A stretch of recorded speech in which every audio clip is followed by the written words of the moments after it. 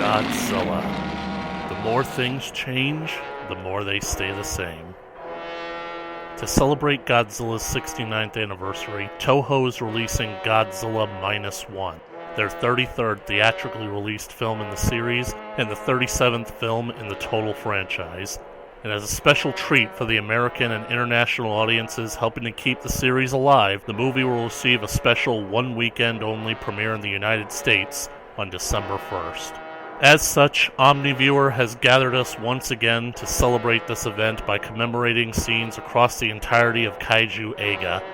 I would like to take the opportunity to examine a moment from Godzilla's history in preparation for this upcoming film. I am the Linkzilla.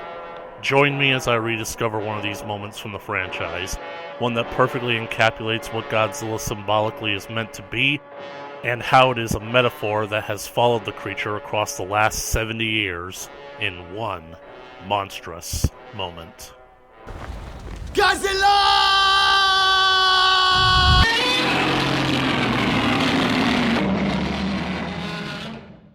Godzilla -1 is already shaping up to perhaps be the most unique Godzilla film we have gotten yet.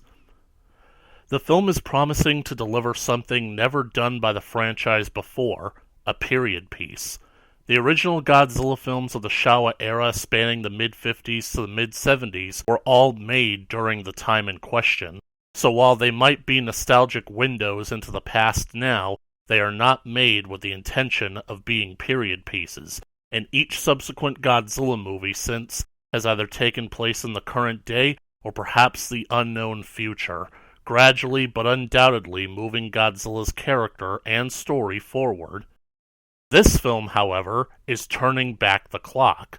While Shin Godzilla currently holds the position of Toho's first official reboot of Godzilla, ignoring the continuity of the original 1954 Gojira, Godzilla -1 is doing something even more drastic, taking the creature back to before his original film.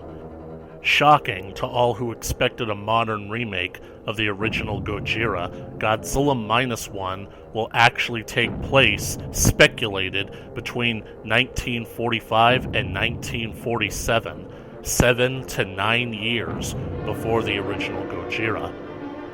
This movie synopsis alludes that it will take place shortly after the events of World War II.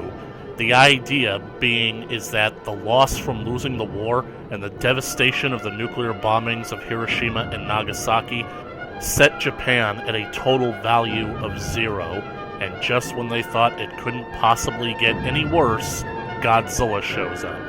And he is such a devastation to their country that he puts them in the negative, hence the title being -1. I find this to be a fascinating way of rebooting the franchise because it's technically never been done before.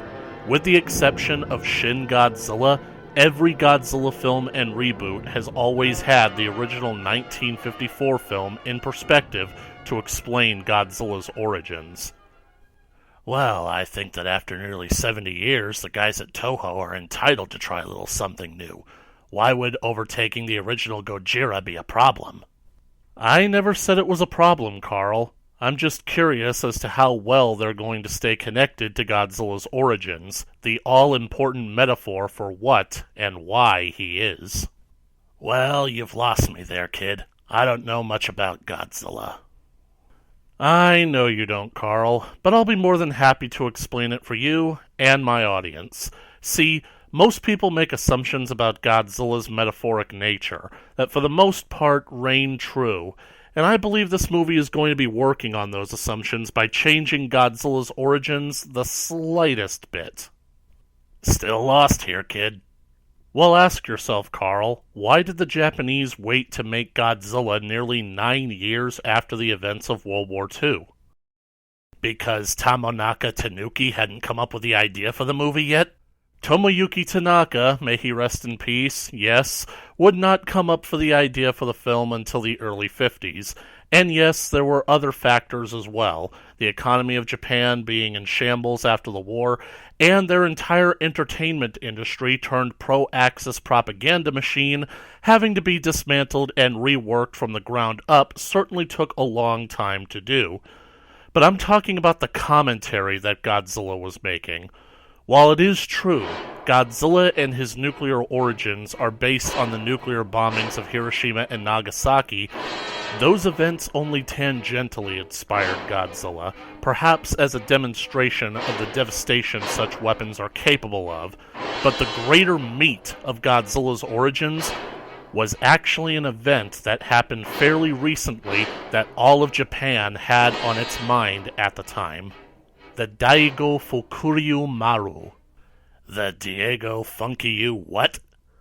Yes, the Daigo Fukuryu Maru, otherwise known as the Lucky Dragon Incident.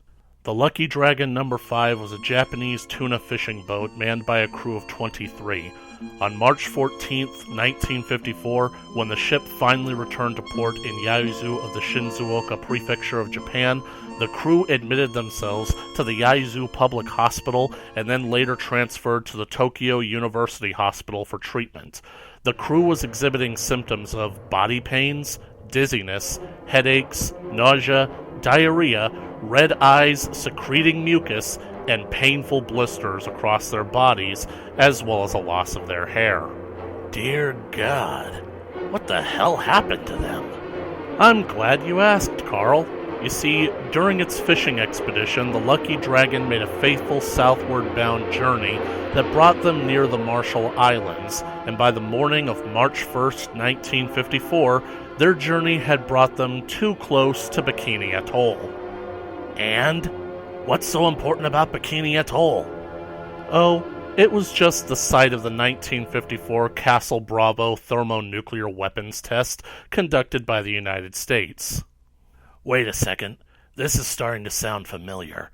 The Castle Bravo site showed up in the legendary Godzilla film, and it was mentioned in that Ghidorah movie you did your first Monstrous Moments on. Exactly, Carl. What I'm saying is, Godzilla was actually inspired by the events of this hydrogen bomb test, so much so that this has been integral in Godzilla's origin stories across the franchise. From the first Gojira movie, Dr. Yamane theorizes that the creature was awakened fairly recently due to this Castle Bravo test. In the Ghidorah film, Terasawa theorizes that the Castle Bravo test irradiated the dinosaur on Lagos Island, turning it into Godzilla, and Legendary makes the claim that since Godzilla already existed, the Castle Bravo test was actually a U.S. military attempt to kill him. Yes, but what did this have to do with the crew of the Lucky Dragon? Think it over, Carl. The crew started experiencing these symptoms because they got too close to an H-bomb testing site. Wait, so you mean... I'm afraid so, Carl. The crew had been suffering from radiation poisoning. The blast itself didn't damage the ship, but they got caught in the fallout. Stories claim that hours after the blast, radioactive dust particles showered the ship, falling like powdered snow. The crew tried to clean it off as best they could, even using their bare hands to handle the stuff. Meanwhile, the dust stuck to their bodies, entering their airways and ears and stinging their eyes. Symptoms appeared shortly after contact with the dust, and the crew came to colloquially identify the stuff as death ash. You said that this happened on March 1st, but they didn't get into port until the 14th. They spent 2 weeks on the ocean dying of radiation sickness before they could get medical attention? My God, those poor men. Yes, and while it was a tragic and harrowing experience, it at least ends on a somewhat positive note. After 14 months of enduring excruciating pain and going through treatment in quarantine, 22 of the Lucky Dragon's crew made a recovery and were released from the hospital on May 20th the following year. 22 out of a crew of 23. Unfortunately, one man, the ship's radio officer, Kubuyama Aikichi, did not recover. His condition got worse. He became delirious and fell into a coma near the end of August 1954. He developed pneumonia, and because the radiation had devastated his immune system, he was unable to fight it off.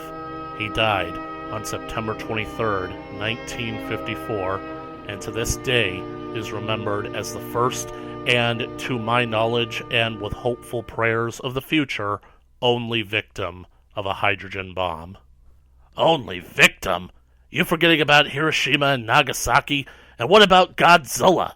What does this new movie have to do with any of this? Let me get to that, Carl. To answer your first question, the nuclear weapons Little Boy and Fat Man dropped on Hiroshima and Nagasaki respectively were atomic bombs, both with a force of about 20 tons of TNT, whereas the hydrogen bomb tested at Castle Bravo and subsequently created Godzilla across the franchise was a thermonuclear bomb. Okay, you lost me again. Thermonuclear, atomic, hydrogen, what's the difference, kid? While atomic explosions are powerful, they tend to leave a lot of radioactive fuel behind. A hydrogen bomb explosion is more powerful because it makes more effective use of the atomic fuel through a process called fusion, like what happens with the sun. And the hydrogen explosion utilizes the 50 million degrees Celsius caused by an atomic explosion. To put it in simpler terms, you need an atomic explosion to set off a hydrogen explosion. Oh, so in a sense, what you're saying is, most people assume Godzilla was made by the bombings of Hiroshima and Nagasaki, when in reality, he's tied to a bomb that was even more powerful than that. About 1,000 times more powerful than Little Boy, and it was this incident that was capturing headlines all across Japan and inspired producer Tomoyuki Tanaka to create a story about a beast from the sea attacking ships with radioactive consequences. That's how the original Godzilla movie starts out. Right you are, Carl, and the metaphor goes even further beyond that, which leads us into the moment that I have picked out for today's video. Well, it's about time. Was wondering when we'd get to it. The moment in question comes from the original Gojira, 1954. It is during Godzilla's rampage in the latter half of the film. Throughout the attack, several newscasters have been reporting on the situation from a vantage point of their TV tower in the city. Throughout the night, they have been observing as their home and possibly their entire civilization is burned and demolished before their very eyes. And it all comes to a head when Godzilla comes their way. The flashing camera lights draw Godzilla's attention, and he moves toward their tower. Godzilla roars as he approaches, and the reporters sign off, knowing that their lives are about to end. Wait, that's it? What's so special about that scene? That shot of Godzilla roaring was literally used in the film from just a few seconds before this.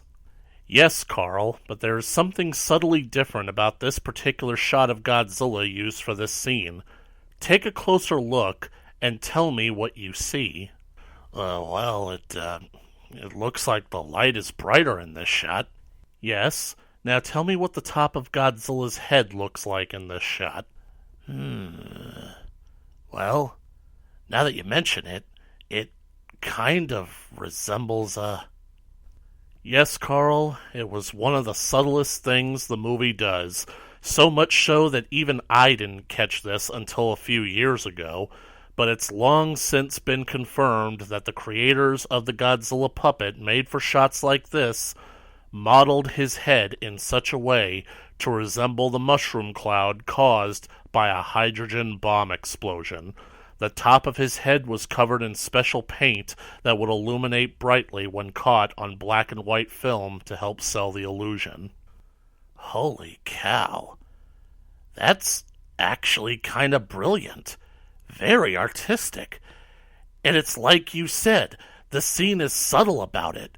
Godzilla is in the background, and the camera focus is on the reporters in the foreground, so the message isn't as in-your-face as it could be. Exactly. It's something that can be missed when you're young and just enjoy the movie, but can be greatly appreciated when you grow older, mature, and start looking for the details. Is that why you brought up the importance of the Castle Bravo test and the Lucky Dragon incident? You're worried that by going back to the 40s, Godzilla -1 is going to undo this connection? Not necessarily worried, Carl. I'm actually just curious as to what the movie will do. -1 is the closest that we've gotten so far to a straight remake of the original Gojira, so regardless if it precedes the original film by a near decade, I'm curious to see what references and connections it will make. In fact, judging from the trailers I've seen, the movie is making direct references to the original Gojira in several aspects, and it's also drawing inspirations from the 2014 legendary Godzilla, as I can spot several moments in the trailer that directly mimic the movie as well. But maybe that will be for another video. Either way, I'm genuinely excited to see what this movie has to offer, and to possibly get a brand new experience when watching a Godzilla origin story. Yeah, it's just a shame that this updated origin movie will be disconnected from the Lucky Dragon incident. As awful as the crew's experience was, being the inspiration for Godzilla has technically immortalized them. I guess the country is moving on from them, and looking for new sources of inspiration, like how Shin Godzilla was inspired by the Fukushima power plant incident. Well, I wouldn't be so quick, Carl. I believe the Lucky Dragon could still be involved in this Godzilla movie. In fact, it's even possible that the Lucky Dragon number 5 could even appear in this new film. What? How? Remember when I said it's speculated that this movie will take place between 1945 and 1947? Well, as it turns out, Lucky Dragon number 5 initially launched, making its maiden voyage in 1947 and operated for years before this incident. Wait, so you mean... Yes, Carl, if this movie takes place in 1947 and the ship is operating in the waters around Japan at the time, it's very likely that Godzilla could in fact attack and destroy the ship. The trailer even features scenes of Godzilla attacking ships, so it's possible that the Lucky Dragon will be among them. Wow, that's actually kind of clever. Not only does it get to reference the incident that created Godzilla, it would complete the metaphor by having Godzilla himself be the one to destroy the ship. It all comes full circle. My thoughts exactly, Carl. So I figured that this brief history lesson on Godzilla was a bit warranted for this particular monstrous moment. It broke with my usual formula, but once I had this idea, it snowballed further and further, and I felt it necessary to pay homage to the surviving crew of 22 men who suffered greatly, and the one who sadly did not survive. While it is upsetting to learn what they had to go through, it cannot be denied that it led to the creation of a cultural icon for Japan that has resonated with worldwide audiences for 70 years. I chose this scene because without words, it completely encapsulates what Godzilla was meant to be at the time of this film's creation. Godzilla has been many things across his lifetime, from the avenger of nature to the punishment for Japan's sins, but it all began here with this shot making an unspoken statement: he is the bomb. It is for these reasons and more that I chose this to be my one monstrous moment. I hope you all enjoyed this video and share what you think, but we also want to hear from you now. Share your own monstrous moments from the Godzilla franchise down below, or better yet, make your own videos, exploring which scenes from the franchise speak to you and which truly have merit to be focused on. Other than that, I hope you all have a great day, and let them hear you roar.